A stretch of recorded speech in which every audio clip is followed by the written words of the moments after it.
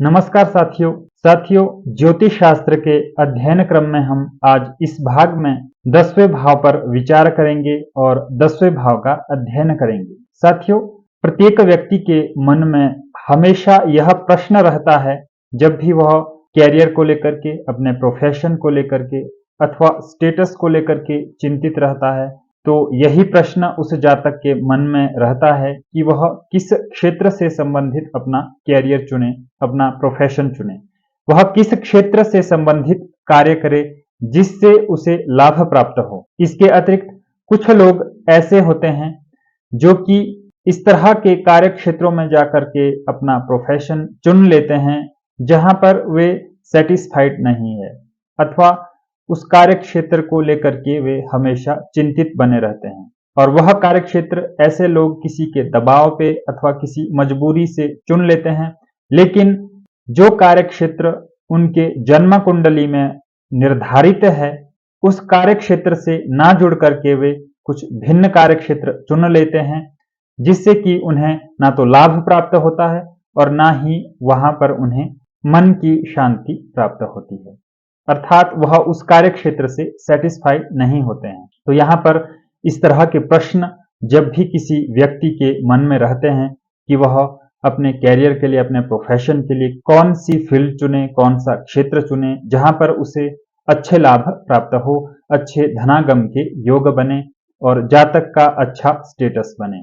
तो जब भी हम कैरियर के विषय में, आजीविका के विषय में, प्रोफेशन के विषय में, स्टेटस के विषय में चर्चा करते हैं तो किसी भी जातक की जन्म कुंडली में 10वें भाव पर दृष्टि डालते हैं, अर्थात ये सभी विचार हम 10वें भाव से करते हैं। यहाँ पर किसी भी जातक के लिए 10वां भाव उसकी आजीविका और प्रोफेशन के लिए निर्धारित है। 10वें भाव का स्वामी ग्रह अथवा 10वें भाव की स्थिति को देख करके ही हम किसी भी जातक के लिए उसका कैरियर का निर्धारण करते हैं। तो साथियों, आज हम इस विषय पर विस्तार से अध्ययन करेंगे। जातक को अपने जीवन में किस क्षेत्र में जाकर के कार्य करना चाहिए, किस क्षेत्र में जाकर के जातक को अपना प्रोफेशन चुनना चाहिए जिससे कि उसे अच्छे लाभ हो, इस विषय पर हम विस्तार से अध्ययन करेंगे। यहाँ पर जब भी हम 10वां भाव देखते हैं तो 10वें भाव का स्वामी ग्रह 12 भाव में जिस भी स्थान पर स्थित होता है, उस स्थान से संबंधित ही कार्य जातक के लिए अत्यधिक लाभ देते हैं। तो जब भी जातक उन कार्य क्षेत्रों से संबंधित कार्य करेगा तो जातक को अच्छे लाभ प्राप्त होंगे। यहाँ पर हमारे सामने बहुत से प्रोफेशन है, बहुत से ऐसे कार्य क्षेत्र है, असंख्य कार्य क्षेत्र है। तो किस जातक के लिए कौन सा कार्य क्षेत्र उसे लाभ देगा, उस विषय पर जब भी हम विचार करेंगे तो जन्म कुंडली में 10वें भाव के स्वामी ग्रह की स्थिति को देखेंगे। वह 12 भावों में किस भाव में स्थित है, उसी भाव से जातक का करियर निर्धारित होगा। तो साथियों, आइए देखते हैं 10वें भाव का स्वामी ग्रह 12 भाव में स्थित होकर के जातक को किस तरह का करियर देता है, किस तरह का प्रोफेशन देता है जिससे कि जातक को लाभ प्राप्त हो। 10वां भाव जो कि जातक का करियर का माना जाता है, प्रोफेशन का माना जाता है, 10वां भाव जातक का कर्म है, 10वां भाव जातक की आजीविका का है, जातक का स्टेटस है, जातक अपने जीवन में कितनी पदोन्नति प्राप्त करेगा उसका विचार हम 10वें भाव से करते हैं। 10वां भाव पिता का माना जाता है, 10वां भाव अधिकारी का माना जाता है, 10वां भाव सर्वकार का है, मैजिस्ट्रेट का है, 10वां भाव एडमिनिस्ट्रेटिव जॉब्स का होता है, 10वां भाव नेम और फेम का माना जाता है। तो जातक अपने जीवन में किस स्टेटस को प्राप्त करेगा, जातक अपने जीवन में कितना मान सम्मान प्राप्त करेगा, उसका विचार हम 10वें भाव से करते हैं। मुख्यतया 10वां भाव कर्म का है। कर्म सिद्धांत जो कि सर्वोपरि है, श्रीमद् भगवद गीता में भी कर्म सिद्धांत पर बल दिया गया है और जातक जैसा कर्म करेगा वैसा फल प्राप्त करेगा। जातक का कर्म ही उसका भाग्य निर्धारित करता है। तो यहाँ पर 10वां भाव मुख्यतया कर्म का माना जाता है। जातक अपनी परिवार के भरण पोषण के लिए, जातक अपने मान सम्मान के लिए किस तरह का कार्य कर रहा है, किस तरह का कर्म कर रहा है, जिस तरह का जातक का कर्म होगा उसी के अनुसार जातक का मान सम्मान प्राप्त होगा, उसी के अनुसार जातक का भाग्य बनेगा, उसी के अनुसार जातक का स्टेटस बनेगा। तो यहाँ पर जब भी कर्म के विषय में हम चर्चा करते हैं तो 10वें भाव पर विचार करते हैं। तो यहाँ पर हम देखेंगे जातक किस कार्य क्षेत्र में जाकर के अपना कर्म करे, अच्छा मान सम्मान प्राप्त करे। तो 10वें भाव का स्वामी ग्रह 12 भाव में स्थित होकर के किस तरह के जातक को फल देता है अथवा किस तरह के कर्म के लिए जातक को प्रेरित करता है, उस विषय पर विस्तार से जानेंगे। साथियों, यहाँ पर आप जन्म कुंडली देख सकते हैं। मेष लग्न उदाहरण के लिए हमने यहाँ पर लिया है और यहाँ पर 10वें भाव का स्वामी ग्रह शनि है, 10वें भाव में मकर राशि है। यह जन्म कुंडली हमने उदाहरण के रूप में ली है। तो यहाँ पर जब भी दशमेश लग्न में स्थित होगा तो जातक किस तरह के कर्म करेगा। तो यहाँ पर जब भी दशमेश पहले भाव में स्थित होगा तो यहाँ पर क्योंकि पहला भाव हमारे शरीर का है, पहला भाव हमारे व्यक्तित्व का है, पहले भाव से जातक की हेल्थ कैसी है उसका विचार किया जाता है। यहाँ पर पहला भाव जो है वह जातक की इमेज है, जातक का व्यक्तित्व है, जातक किस स्वभाव का है उसका विचार हम पहले भाव से करते हैं। पहला भाव जातक के शरीर को प्रदर्शित करता है, जातक की स्वतंत्रता को प्रथम भाव प्रदर्शित करता है, जातक के व्यक्तिगत जीवन को पहला भाव दिखाता है। इसके अतिरिक्त पहला भाव मस्तिष्क का माना जाता है। तो ये सभी विचार हम प्रथम भाव से विचार करते हैं। मुख्यतया पहला भाव जातक के शरीर का है, जातक के स्वयं का है, जातक के व्यक्तित्व का है। तो जब भी दशमेश पहले भाव में बैठेगा, पहले भाव में स्थित होगा, तो जातक का कर्म पहले भाव से संबंधित विषयों से होगा। अगर जातक पहले भाव से संबंधित विषयों से कर्म करता है, कार्य करता है, उस क्षेत्र को आजीविका के लिए चुनता है, तो जातक को लाभ प्राप्त होंगे। पहला भाव शरीर का है, तो यहाँ पर शरीर से संबंधित जितने भी कार्य है, जैसे जातक यहाँ पर मनोचिकित्सक हो सकता है, प्राकृतिक चिकित्सक हो सकता है, फिजियोथेरेपिस्ट हो सकता है। अगर इस क्षेत्र को जातक चुनता है तो बहुत अच्छे लाभ जातक को होंगे। इसके अतिरिक्त पहला भाव जातक के व्यक्तित्व का है, तो इस तरह के जातकों को अपने व्यक्तित्व पर कार्य करना चाहिए। जितना अत्यधिक यहाँ पर जातक अपने व्यक्तित्व को निखारेगा उतना ही अत्यधिक उसका अच्छा प्रोफेशन रहेगा। यहाँ पर इस तरह के जातक जो है वह योग शिक्षक भी हो सकते हैं, क्योंकि पहला भाव शरीर का है। योग का सीधा संबंध हमारे शरीर से है, हमारे मस्तिष्क से है। तो जातक योग शिक्षक भी बन सकता है, जातक शारीरिक शिक्षक भी बन सकता है, इसके अतिरिक्त जातक मनोचिकित्सक भी बन सकता है। तो ये सभी विषय है, हमने विचार करने हैं। जो भी पहले भाव से संबंधित कार्य क्षेत्र है वहां पर जातक अगर अपने प्रोफेशन को चुनता है तो जातक को अच्छे लाभ होते हैं, क्योंकि पहला भाव हमारी इमेज का है, हमारी इमेज को पहला भाव प्रदर्शित करता है। तो जातक यहाँ पर मॉडल से संबंधित कार्य कर सकता है, एक्टिंग से संबंधित कार्य कर सकता है, जातक अपनी इमेज ब्रांडिंग पर कार्य कर सकता है।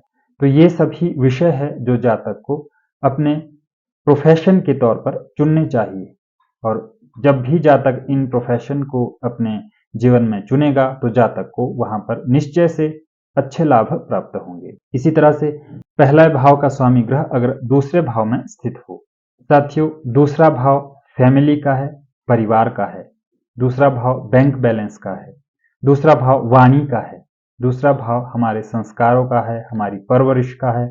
इसके अतिरिक्त दूसरा भाव रत्नों का है, आभूषणों का है, जेमस्टोन इत्यादि का माना जाता है। दूसरे भाव से हम जातक की FDs, RDs, accounts, deposits, gold, ये सभी विचार हम दूसरे भाव से करते हैं।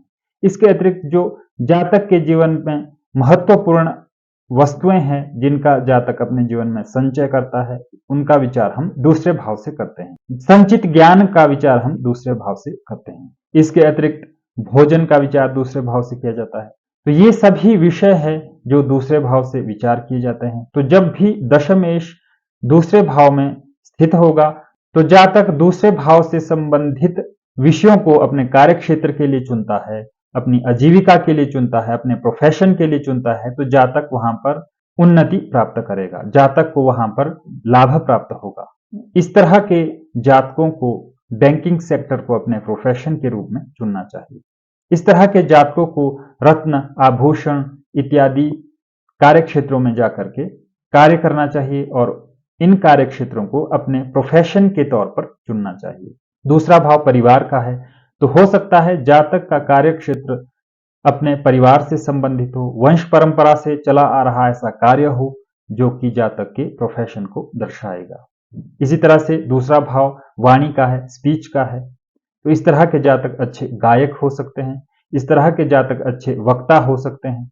इसके अतिरिक्त दूसरा भाव खाद्य सामग्रियों का माना जाता है, भोजन का माना जाता है, तो खाद्य सामग्री से संबंधित कार्य क्षेत्र में भी जातक अपना कार्य कर सकता है, उसको अपने आजीविका के तौर पर चुन सकता है। इसके अतिरिक्त जो भी विषय दूसरे भाव से विचार किए जाते हैं, अगर जातक उन विषयों को अपने कार्य के रूप में चुनता है, अपनी आजीविका के रूप में चुनता है, तो निश्चय से जातक को वहां पर लाभ प्राप्त होंगे। इसी तरह से दशमेश अगर तीसरे भाव में स्थित हो, तीसरा भाव छोटी छोटी यात्राओं का है, तीसरा भाव भाई बहनों का है, छोटे भाई बहनों का है, तीसरा भाव डिजिटल मार्केटिंग का है, तीसरा भाव सोशल मीडिया का है, पत्रकारिता का है, तीसरा भाव डॉक्यूमेंट्स का है, तीसरा भाव कम्युनिकेशन का है, तीसरा भाव मीडिया का है, मास मीडिया का है, मार्केटिंग का है, तीसरा भाव कमीशंस का है, तीसरा भाव एजेंट का माना जाता है। तो ये सभी विषय हम तीसरे भाव से विचार करते हैं। इसके अतिरिक्त तीसरे भाव से हम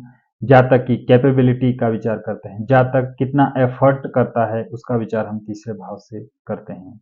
मुख्यतया तीसरा भाव जातक के पराक्रम का है, एफर्ट का है, जातक के प्रयासों का है।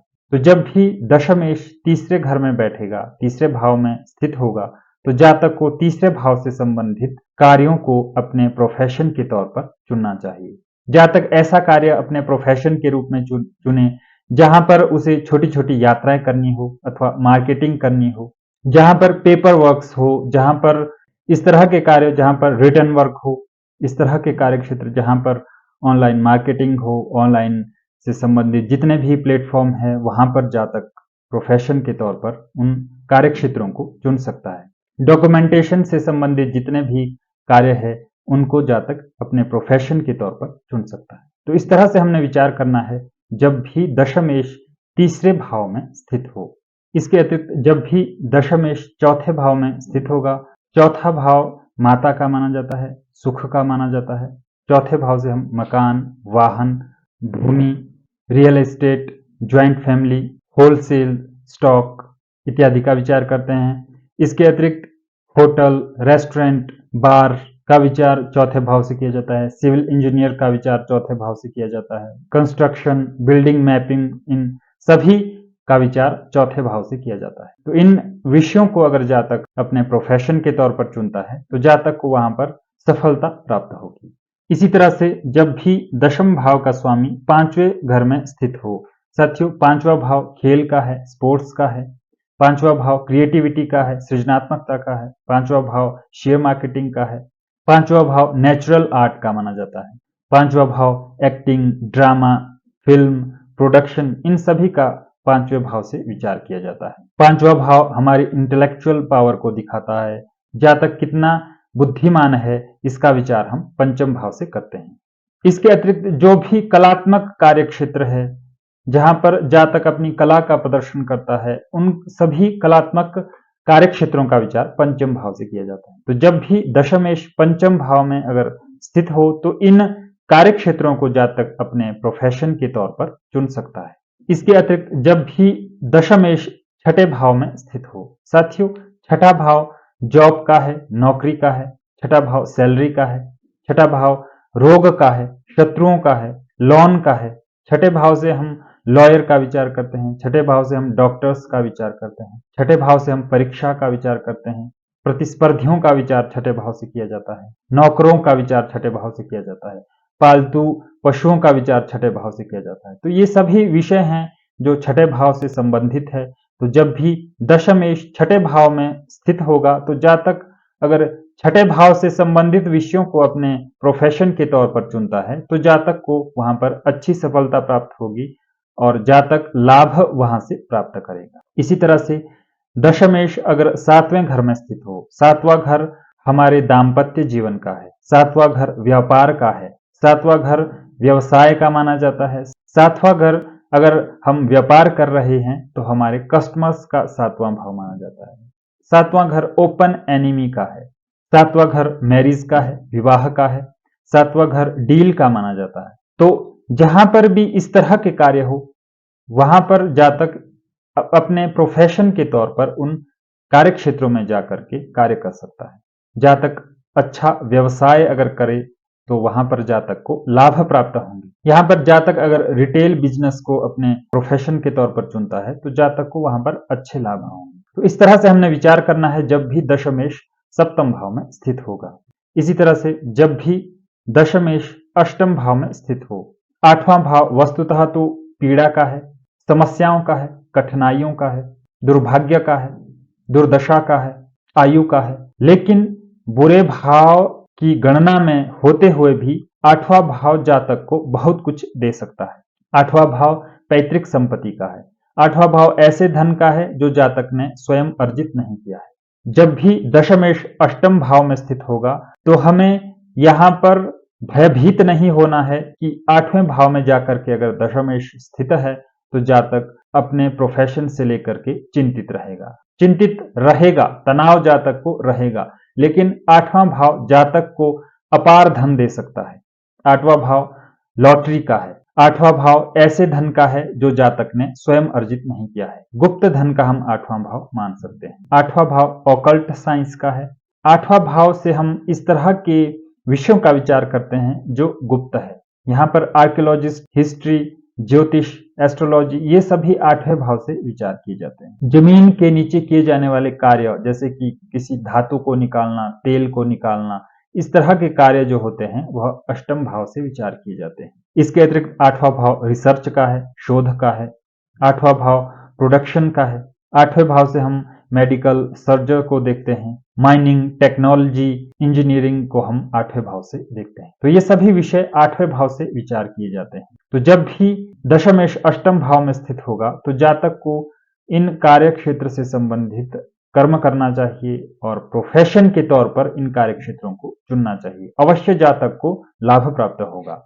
इसी तरह से अष्टमेश जब भी 9वें घर में स्थित होगा। साथियों, 9वां घर उच्च शिक्षा का है, तीर्थ यात्राओं का है, धर्म का है, गुरु का है, हायर एजुकेशन का है, प्रकाशन का विचार 9वें भाव से किया जाता है। तो इन कार्य क्षेत्र से अगर जातक प्रोफेशन के तौर पर जुड़ेगा तो जातक को वहां पर अच्छे लाभ प्राप्त होंगे। इसी तरह से जब भी दशम भाव का स्वामी ग्रह दशम भाव में ही स्थित होगा तो यहां पर इस तरह के जातक जो है वह उच्च अधिकारी हो सकते हैं। इस तरह के जातक जो है वह प्रोफेशन के तौर पर उच्च पद पर आसीन हो सकते हैं। इस तरह के जातक आईएएस, आईपीएस जैसे अधिकारी हो सकते हैं जो कि उच्च पद पर आसीन हो। तो इस तरह से हमने विचार करना है जब भी दशमेश दशम भाव में स्थित हो। इसी तरह से जब भी दशम भाव का स्वामी ग्रह 11वें घर में स्थित हो। साथियों, 11वां घर सामाजिक समुदाय का है। 11वां घर सहकारी समितियों का है। 11वां घर क्लब का माना जाता है। मित्रों का 11वां भाव माना जाता है। तो अगर जातक अपने सामाजिक समुदाय से जुड़ा रहता है या सामाजिक समुदाय से संबंधित कार्य क्षेत्र को अपने प्रोफेशन के तौर पर चुनता है तो जातक को अवश्य ही लाभ प्राप्त होंगे। इसी तरह से जब भी दशमेश 12वें घर में स्थित हो। साथियों, 12वां घर विदेश का है, निवेश का है। 12वां घर व्यय का है, एकांत का है, योग का है, अस्पताल का है, जेल का है। तो इन सभी कार्य क्षेत्रों को जातक अगर अपने प्रोफेशन के तौर पर चुनता है तो जातक को वहां पर अच्छे लाभ प्राप्त होते हैं। यहां पर विदेश में जाकर अगर जातक कार्य करता है, आजीविका प्राप्त करता है तो जातक को अच्छे लाभ प्राप्त होंगे। जेल में कार्य कर सकता है। जातक योग को अपने प्रोफेशन के तौर पर चुन सकता है। तो यहां पर 12वें भाव से संबंधित जितने भी कार्य क्षेत्र हैं, जितने भी विषय हैं, उन विषयों को अगर जातक अपने प्रोफेशन के तौर पर चुनता है तो जातक को अवश्य लाभ होंगे। तो साथियों, इस तरह से हमने दशमेश की स्थिति 12 भाव में किस तरह से जातक को उसके प्रोफेशन के लिए आगे लेकर के आती है, जातक को अच्छा लाभ देती है, उस विषय में विस्तार से जाना। दशमेश 12 भाव में जिस भी भाव में स्थित होगा उस भाव के विषयों को हमने जानना है। उस भाव से संबंधित कौन कौन से विषय है अगर उन विषयों से संबंधित कार्य क्षेत्रों में जाकर हम कार्य करते हैं, उन विषयों से संबंधित कार्य क्षेत्रों को अगर हम अपने प्रोफेशन के तौर पर चुनते हैं, तो जातक को अपने जीवन में अच्छा लाभ प्राप्त होगा, जातक को अच्छा मान सम्मान प्राप्त होगा, जातक का एक अच्छा स्टेटस बना रहेगा। तो इस तरह से हमने विचार किया दशमेश की स्थिति को जान करके।